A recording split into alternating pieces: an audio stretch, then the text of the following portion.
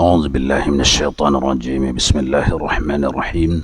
إلى حضرة النبي المصطفى محمد رسول الله صلى الله عليه وسلم وعلى آله وأصحابه وأزواجه وذرياته ولكافة الأنبياء والمرسلين والعلماء والشهداء والصالحين شيء لله ولهم الفاتحة.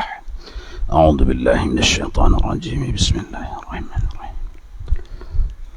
الرحمن الرحيم مالك يوم الدين إياك نستعين اهدنا الصراط المستقيم صراط الذين أنعمت عليهم غير المغضوب عليهم ولا الضالين. فقال المؤلف رحمه الله تعالى وأدم نفعنا بعلومه في الدارين آمين.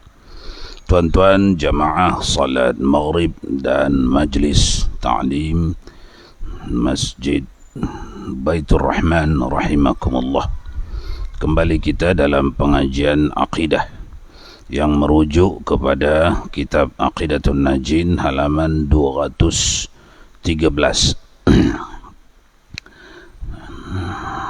Masih lagi dalam perbincangan a'radul basyariyah, di mana para anbiya wal mursalin wajib kita i'tiqadkan mereka itu bersifat seperti manusia biasa.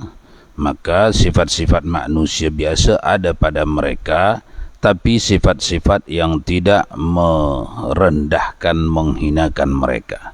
Karena pada manusia biasa ini ada sifat yang tidak menghinakannya, ada sifat yang menghinakannya. Sifat yang tidak menghinakannya adalah sifat tabi'i asli yang dibikin Allah kepada mereka dan syariat tidak mencelanya, seperti mengantuk, seperti lupa, tertidur, berusaha mencari nafkah, makan, minum, beristri.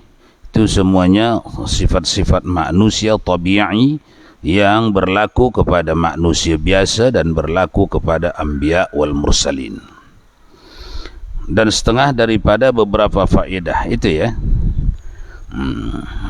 Dan setengah daripada beberapa faedah itu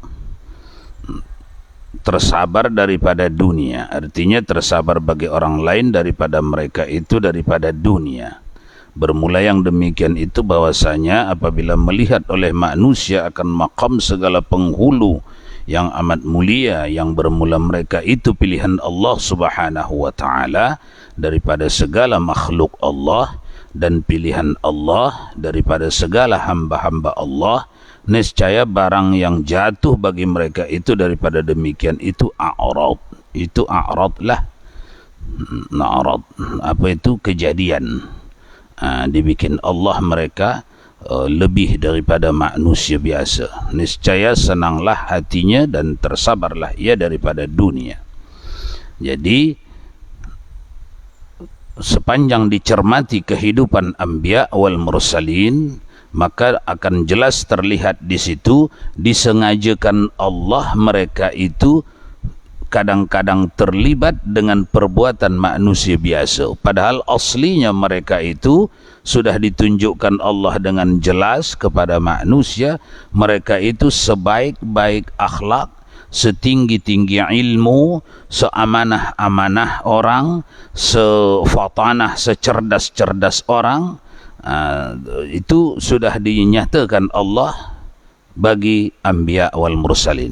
Tapi di dalamnya itu ditunjukkan Allah sifat manusia biasa agar dapat difahami bahawa mereka berasal dari manusia biasa, bukan berasal dari makhluk lain seperti berasal dari malaikat, bukan ya. Ta'rif dunia dan kaitannya dengan akhirat. Nah, dalam akidah dunia ini difahami, dita'rif, dikenali, sehingga apabila tak sesuai pemahaman kita tentang dunia ini dengan akidah, maka kita wajib menyesuaikannya. Apa itu dunia? Itu jawapan, itu masalahnya.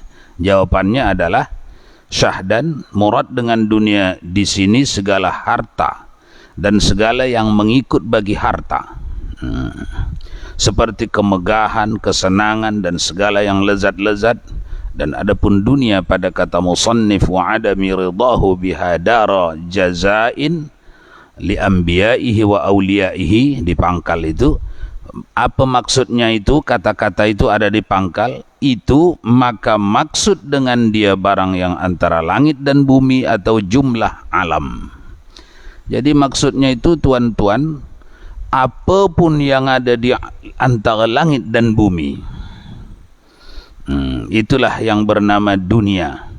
Apapun yang ada di antara langit dan bumi,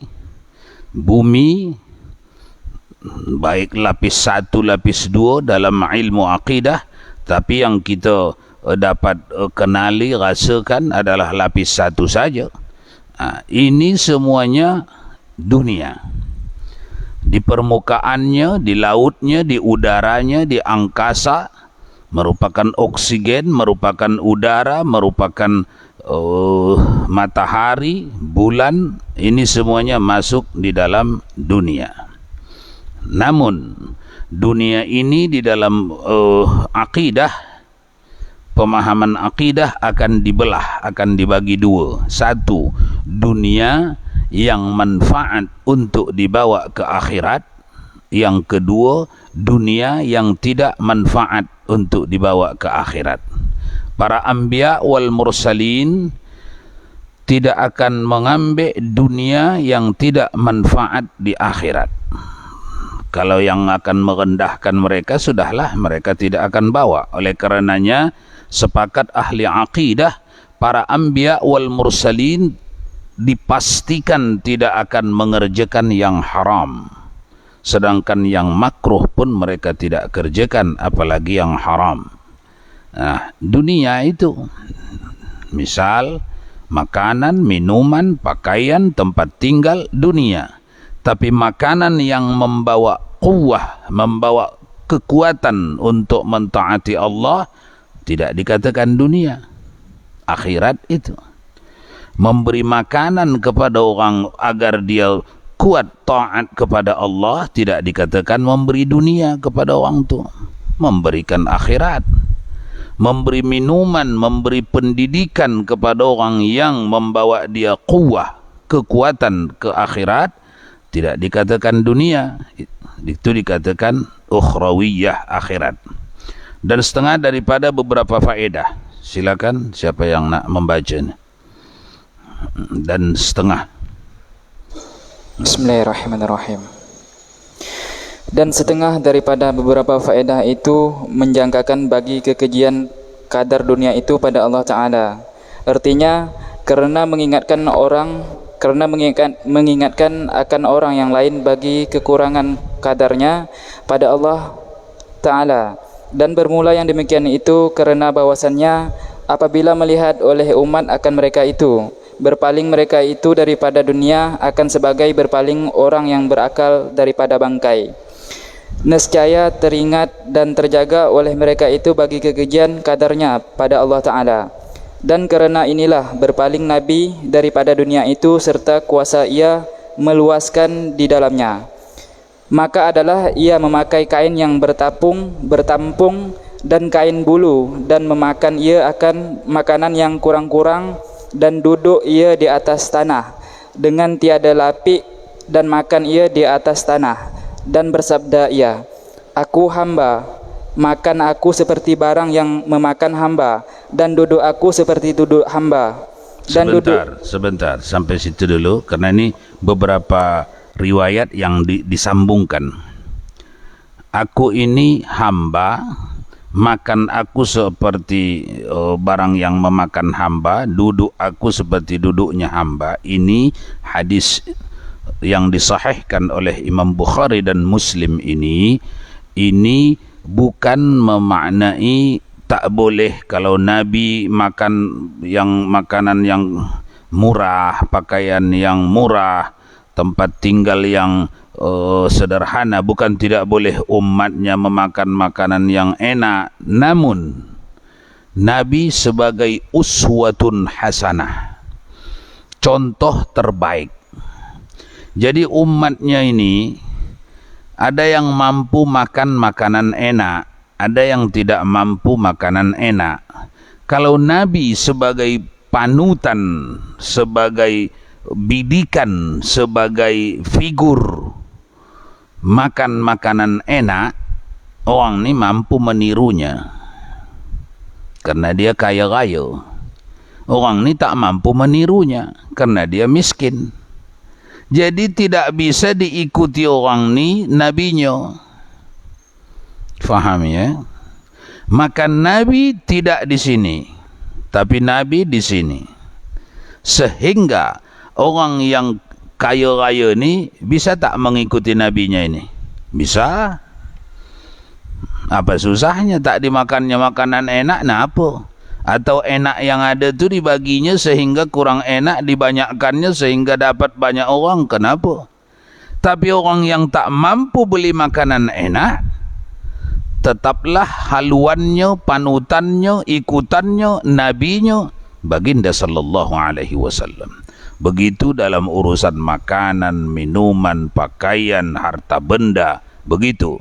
Jadi Rasulullah itu sudah ditawari oleh Allah, karena memang dari sejak awal penciptaan Rasulullah sallallahu alaihi wasallam belum jadi manusia, masih di alam nur lagi, memang kunci daripada semua khazanah surga, khazanah langit dan bumi, anak kuncinya itu diberikan Allah kepada Nabi kita sallallahu alaihi wasallam. Namun pelaksanaan dalam kehidupannya sampai birat, birat belakang Nabi karena tidur di atas tikar yang kasar, pelepah daun kurma, itu tikarnya.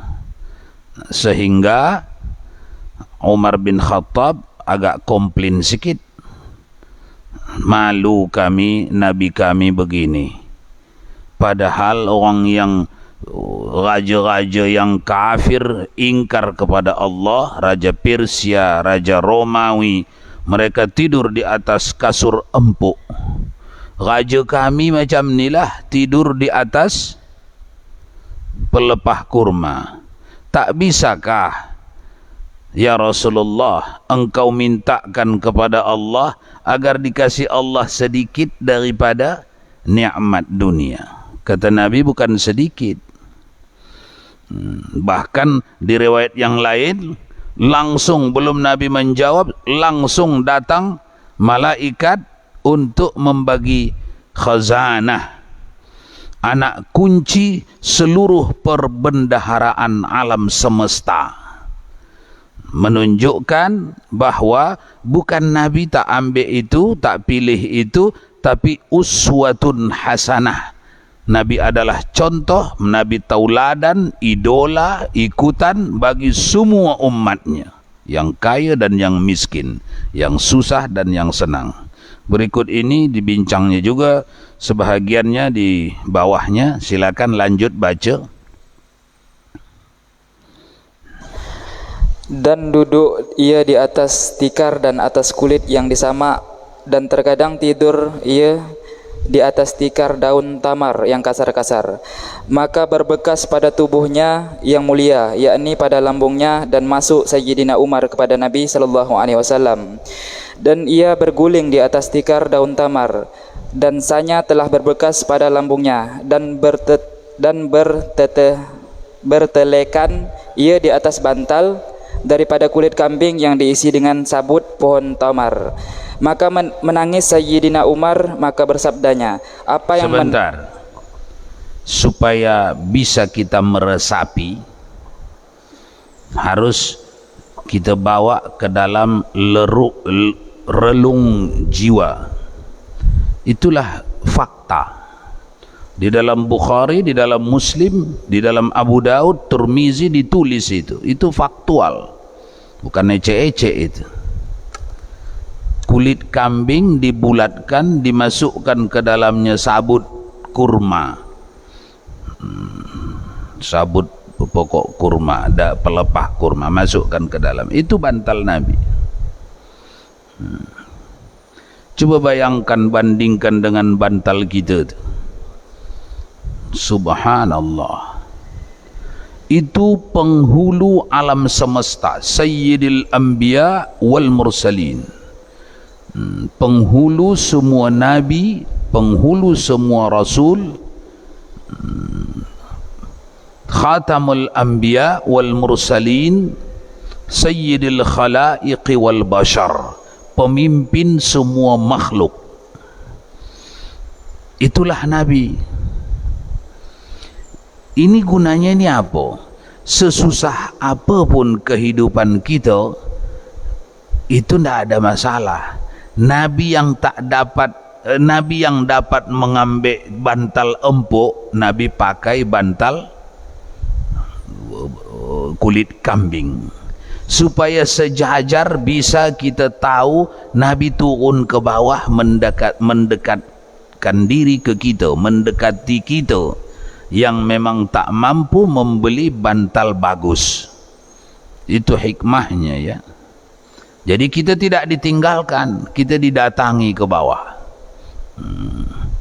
Tidur di atas tikar dari kulit yang disamak. Itu artinya apa itu? Kasar, kulit yang disamak, dikeringkan. Karena kalau tak kering, tak suci itu. Kulit dihilangkan dagingnya, tinggal kulit sahaja, lalu dibasuh, disamak, kemudian dikeringkan menjadi suci. Itu tikar Nabi. Di atasnya itu diletaklah pelepah daun kurma. Tidur Nabi, kemudian membekas di badannya. Itu yang dikomplain oleh Umar bin Khattab. Ini semuanya hendak kita dekatkan kepada kita. Jangan hanya mampu berkata, itu kan di zaman Nabi belum ada algas spring bed. Sekarang kan dah ada, masa saya pakai itu juga? Ya, sepintas begitu. Tapi lanjutkan. Nabi ditawari perbendaharaan langit dan bumi. Raja Kisra, Raja Romawi, Bizantium sudah memakai sutra yang halus, kasur yang empuk di saat Nabi memakai ini. Jadi jangan katakan memang tak ada alga spring bed waktu itu. Lebih dari itu ada. Buktinya dipakai raja-raja yang lain. Tapi Nabi tak memakainya. Kenapa? Untuk menjemput kita yang tak mampu memakainya, mendekati kita yang tak mampu memakainya. Bukan engkau saja wahai umatku yang merasakan kesusahanmu. Aku rasa, aku tahu susahmu. Itu maknanya, ya. Lanjut. Maka menangis Sayyidina Umar, maka sabdanya, apa yang menangis akan dikau, ya Umar?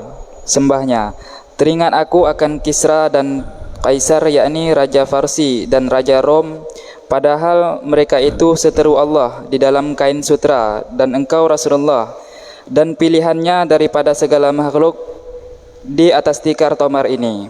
Maka sabda Nabi SAW, adakah padaku ini syak engkau, ya Umar? Tiadakah engkau reda bahwa adalah bagi mereka itu dunia dan bagi kita akhirat? Maka sembahnya, bahkan maka sabdanya, maka yaitu seperti demikian inilah. Dan adalah Nabi SAW lalu atasnya 2 bulan tiada dinyalakan pelita pada rumahnya, dan tiada api bagi masak karena tiada suatu yang hendak dimasakkan. Sebentar, ini sudah masuk lagi riwayat yang lain. Tiadakah engkau ridha bahwa adalah bagi mereka itu dunia dan bagi kita akhirat? Hai Umar, apa yang engkau sedih ni? Engkau sampai menangis begini menengok aku tidur di atas pelepah kurma ni. Kenapa sedih? Tidakkah engkau suka dipilihkan Allah untuk mereka dunia, untuk kita akhirat? Padahal engkau sudah ku bagi tahu, kata Rasulullah, dunia ni kalaupun dipanjangkan umurmu di sini, paling lama 100 tahun. 100 tahun itu di akhirat sekitar lebih kurang berapa menit? Berapa jam? Lebih kurang 3 jam. Tidakkah engkau setuju di waktu yang 3 jam kita bersusah, lalu kita selamanya bersenang di waktu yang tanpa batas? Sebaliknya, di waktu yang tanpa batas orang kafir bersusah, mereka hanya bersenang di waktu yang 3 jam. Itu pilihan Allah pada kita itu. Sudah ditetap Allah itu di Lauhul Mahfuz sebelum dicipta Allah lagi alam semesta. Engkau tak sukakah itu?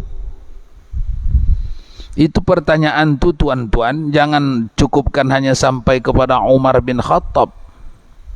Dari Rasulullah kepada anda itu. Bikin begitu dari Rasulullah ke kita. Kok bisa ke kita? Ya, di dalam hadis-hadis sahih diceritakan, di dalam hadis kita dibagi tahu bahwa Rasulullah setiap pagi dan sore menengok kita. Amal kita disampaikan kepadanya setiap pagi. Pergantian subuh, pergantian petugas. Sore pergantian petugas disampaikan. Kata Nabi, kalau ku tengok hambaku, umatku itu amalnya saleh, aku banggakan kepada para malaikat. Fa inni ubahi 'alal malaikah. Kalau ku tengok amalnya saleh, jahat, maksiat, aku mohon ampunkan orang tu, umatku itu, kepada Allah. Ini artinya apa? Ini artinya komunikasi, ini artinya pandangan yang tanpa jarak, ini artinya pemerhatian atasan kepada umatnya, kepada bawahannya, kepada rakyatnya. Ini pemerhatian yang kontinu, hari-hari, siang malam. Kalau anda tidak setuju itu, berarti anda tidak setuju hadis tadi. Setiap pagi disampaikan amal umatku kepadaku, bila ku jumpai saleh, aku banggakan kepada para malaikat. Bila ku jumpai taleh, aku mohon ampunkan umatku itu kepada Allah. Berarti hubungan komunikasi, hubungan kontinu antara roh dengan roh yang tanpa jarak. Tanpa jarak. Jadi cakap Nabi ke Umar bin Khattab ini jangan bikin hanya cakap Nabi kepada Umar. Karena Rasul utusan, beliau utusan kepada seluruh alam semesta, sampai utusan ke kita. Hadapkan cakap Nabi ini ke kita. Hai Fulan bin Fulan, nama kita lah kita buat ya. Hai diriku. Mana tadi cakap Nabi? Tidakkah engkau rida bahwa adalah bagi mereka itu dunia dan bagi kita akhirat? Begitu ya. Mengaji tauhid kalau sudah di atas-atas ini sudah hampir habis ini, sudah hampir tamat ini. Mengaji tauhid kalau sudah 2/3 lewat ke atas, di depan bikin aslinya kita. Aslinya kita itu roh, batin, roh, itulah aslinya kita. Dalam semua perkara mengaji tauhid, mengaji tasawuf, mengaji tariqah, di depan roh. Ini pengikutnya nih, tentara roh, tangan, kepala, badan, kaki, jantung, semuanya ini pengikut. Lokomotifnya, induknya apa? Roh. Kalau roh di dunia roh, tidak ada jarak kita dengan Rasulullah. Itu gunanya datang hadis-hadis yang menceritakan komunikasi Rasulullah dengan umat ini, supaya kita pakai roh kita, nampak Nabi kita, nampak kita Nabi. Macam mana kita menengok Nabi? Dengan roh kita. Macam mana roh menengoknya? Dengan keyakinan terhadap hadis-hadis sahih yang menceritakan bahawa di antaranya, barang siapa dari umatku mengucap salawat 1 kali kepadaku, dikembalikan Allah rohku ke dalam jasadku, lalu aku jawab salawatnya 10 kali. Hadis sahih, ada di Bukhari, ada di Muslim, ada di Abu Daud, ada di Tirmizi. Maka orang yang mengaji tauhid, yang faham benda ni, dikedepankannya rohnya. Roh yang memahami, yang meyakini, lalu roh tahu bahawa satu kali ucapan solawatku dijawab Nabi itu seperti jawabannya masih hidup. Karena datang di dalam hadis Bukhari dan Muslim, banyak hadis datang di dalam Bukhari dan Muslim, barang siapa bersolawat kepadaku satu kali, maka aku jawab solawatnya 10 kali seperti jawabanku di masa aku masih ada di dunia. Jadi tuan-tuan, kita membiasakan, melatihkan diri memahami, mengingat Rasulullah sallallahu alaihi wasallam, mengingat para muqarrabin, malaikatul muqarrabin, mengingat Jibril, Mikail, Israfil, mengingat para sahabat, mengingat para tabi'in dan wali-waliullah yang saleh. Jangan hanya mengingat masa mereka hidup di dunia, tidak. Roh mereka dibebaskan Allah pergi ke mana-mana, menghadiri majlis-majlis yang saleh. Roh mereka itu bebas melangkahi timur dan barat.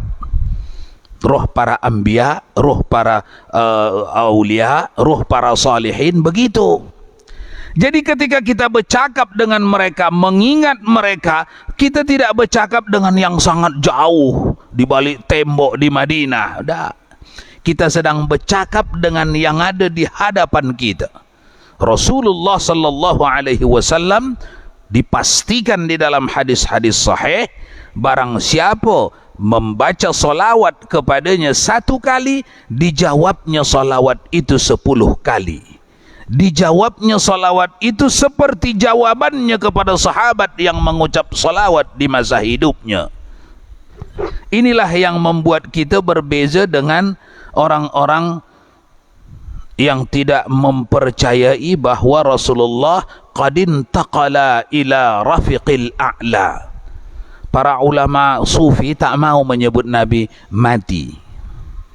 Karena orang kafir disebut mati, qad mata, mati. Orang kafir mati, grek. Jasad habis, roh dipenjarakan dalam seksa.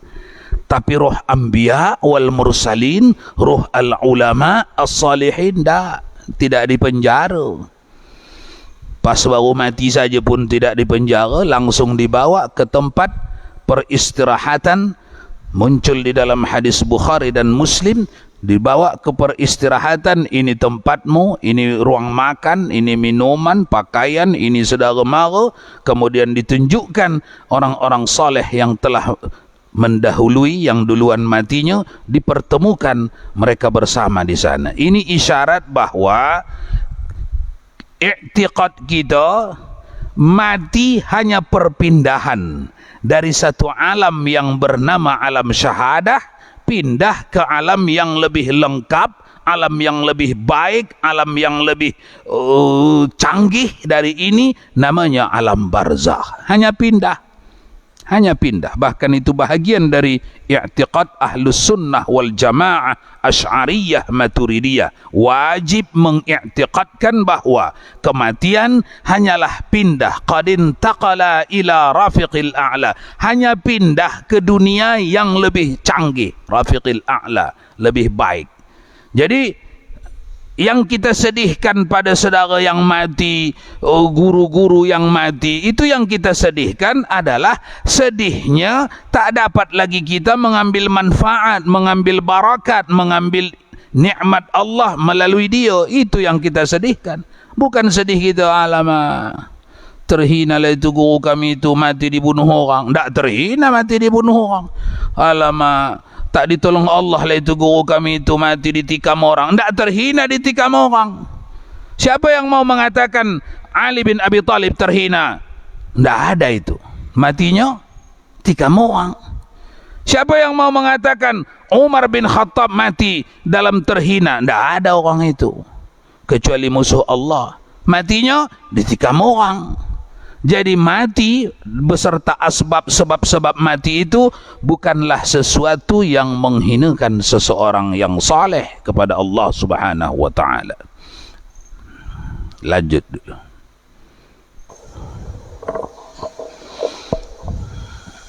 Jadi berdasarkan hadis ini, apakah engkau tidak ridho akhirat untuk kita dan dunia untuk mereka? Apakah ini maksudnya kalau dalam kehidupan dunia ini kita akan terus berada di bawah orang kafir ini dalam segala kehidupan dunia gitu? Itu bukan, ini bukan ke situ. Walaupun nampak ke situ, tapi bukan ini nanti hadisnya. Itu banyak hadis-hadis asyratus sa'ahnya, itu namanya hadis-hadis asyratus sa'ah. Syarat-syarat untuk terjadinya kiamat di situ nanti.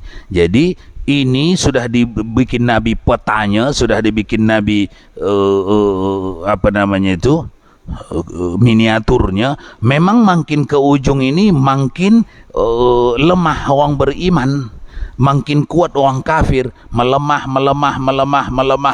sampai titik yang terlemah sehingga tak ada lagi yang bisa menyebut Allah. Bagaimana untuk sampai kepada tak ada lagi yang pandai menyebut Allah? Tentu runtuh dulu madrasah-madrasah yang dipimpin orang soleh. Muncul nanti gantinya madrasah-madrasah yang dipimpin orang yang melencong otaknya. Runtuh dulu pelajaran akidah yang dianut, yang diyakini orang soleh, supaya digantikan dulu pelajaran akidah yang melencong pemahamannya. Ini prosesi. Muncul dulu masjid-masjid yang dibangun dan diisi oleh orang-orang yang lurus mengikut Nabi, supaya digantikan masjid-masjid yang melencong akidahnya, melencong syariahnya. Ini prosesi menuju kepada tidak adanya lagi yang pandai menyebut Allah. Jadi itu yang harus dipahami seorang pejuang, biar tak stres dia dalam berjuang. Jadi kita hari ini berjuang bukan cari menang. Kalaupun ada menang semasa saja, itu secara lokal. Bukan secara umum sedunia ini menang, bukan. Kalau secara umum sedunia ini petanya begini. Makin mengecil, sampai nanti tak ada seorang pun yang mengenal Allah. Barulah kiamat. Tapi kan proses di dalamnya itu panjang, termasuk masih datang lagi Imam Mahdi, masih di bawah kepemimpinan Imam Mahdi lagi makmur dari timur ke barat selama 40 tahun, kan panjang lagi. Namun karena kita ini di akhir, kalau ada usaha-usaha syar'i, usaha-usaha yang saleh tidak berjaya, jangan stres. Itu maksudnya, peta besarnya begitu. Jangan stres, jangan pening kepala. Karena memang kita ada di zaman akhir. Tak perlu susah hati itu ya. Nah, ini bukan, hadis ini bukan bermakna umat Nabi kita tak boleh memakai fasilitas-fasilitas. Bukan. Imam Ash-Shazili, pemimpin tariqat Shaziliyah, lampu yang amat terang bagi kaum Ahlus Sunnah wal Jamaah, hidupnya kaya raya di Mesir, mengalahkan harta raja. Siapa itu dia tu? Pemimpin kaum Sufi, Imam Abu Hasan Ash-Shazili. Kenderaannya masa itu tak ada mobil, kuda. Kudanya lebih mahal dari kuda raja. Jubahnya lebih mahal dari jubah raja. Sehingga murid yang bertahun-tahun duduk mengaji di depannya komplain, "Tuan Imam, Andalah yang mengajarkan kami untuk hidup qanaah." Apa namanya? Serba memadakan yang ada. Tapi kami tengok Tuan bukan main mewahnya. Kenderaan Tuan lebih mahal dari kenderaan raja. Macam mana ini Tuan? Apa jawab Imam Ash-Shazili? Sudah kita sampaikan ini dulu. Apa jawabnya? Sudah apa belum? Pak Amri, sudah apa belum? Dulu. Sudah? Apa dulu jawab Imam Shazili?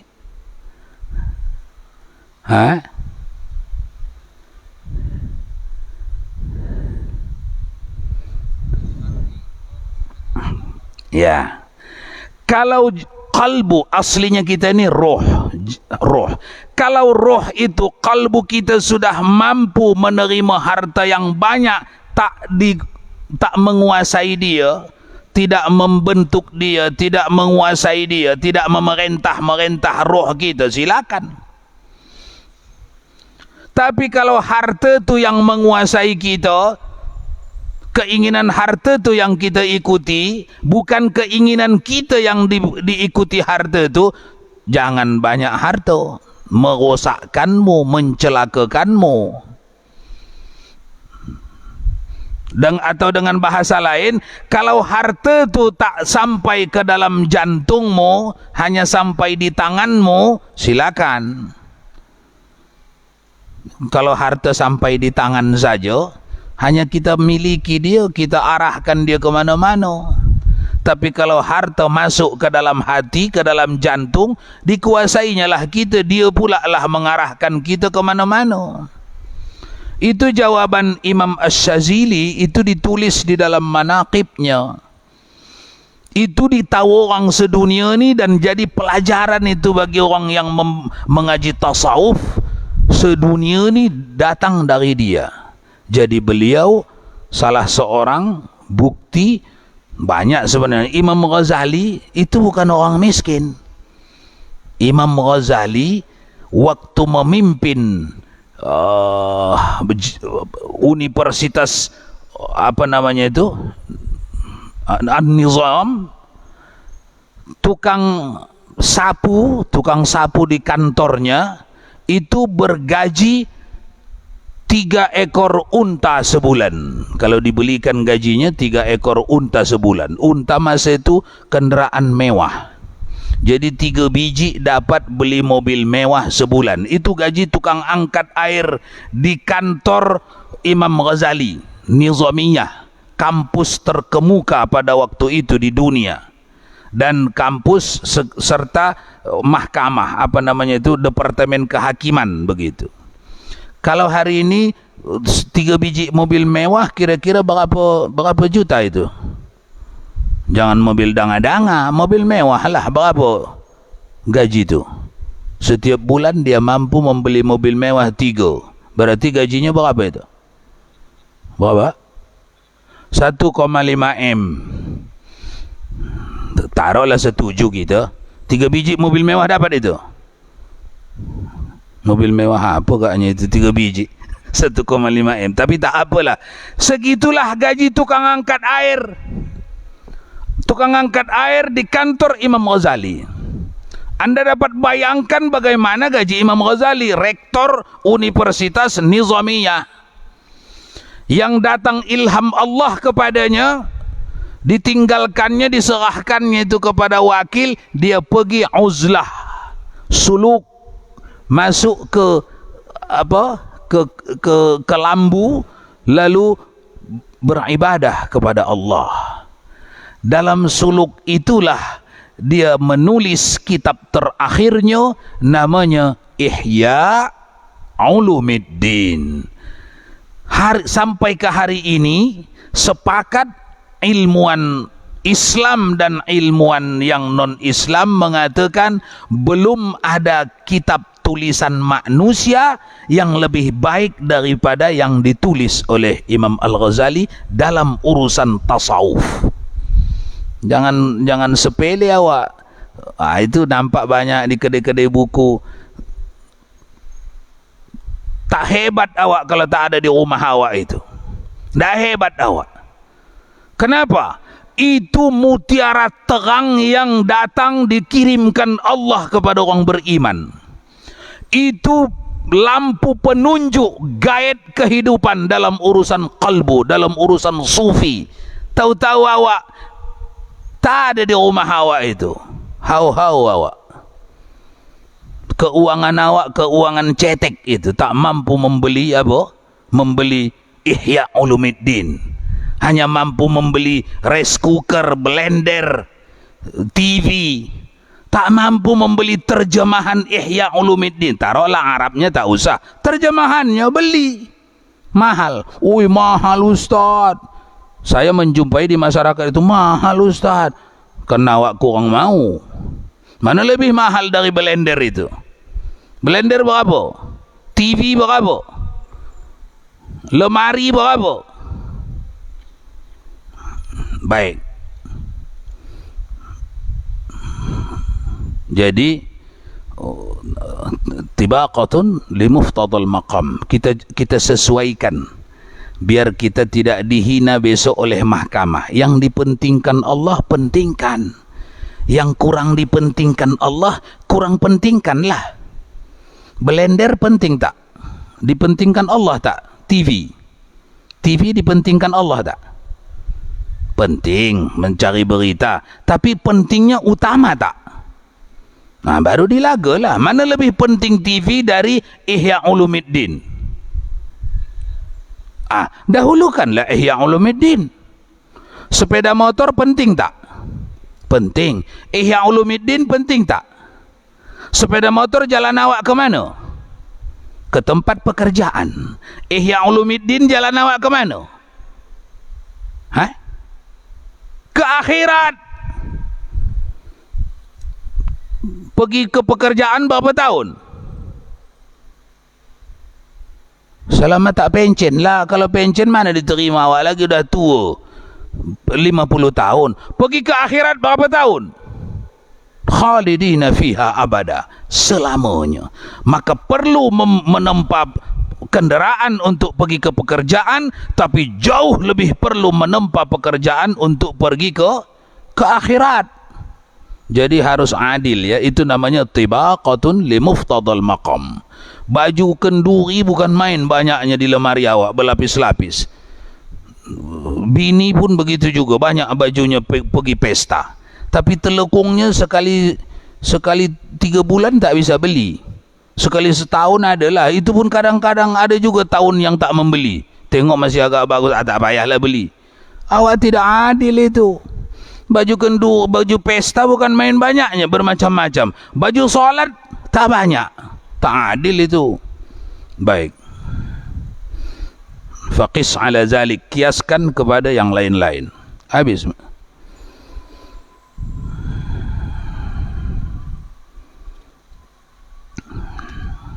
Allah a'lam bis-shawab wa ilaihi marji'ukum fa unabbi'ukum bima kuntum ta'malun. أعوذ بالله من الشيطان الرجيم. بسم الله الرحمن الرحيم. الحمد لله رب العالمين، والصلاة والسلام على أشرف الأنبياء والمرسلين سيدنا ومولانا محمد وعلى آله وصحبه أجمعين. اللهم يا عليم يا عظيم يا غفور يا ودود، اللهم زدنا علما وارزقنا فهما. ربنا علمنا الذي ينفعنا، ربنا فقهنا وفقه أهلنا. وصلى الله وسلم على سيدنا محمد وعلى آله وصحبه أجمعين. سبحان ربك رب العزة عما يصفون، وسلام على المرسلين، والحمد لله رب العالمين.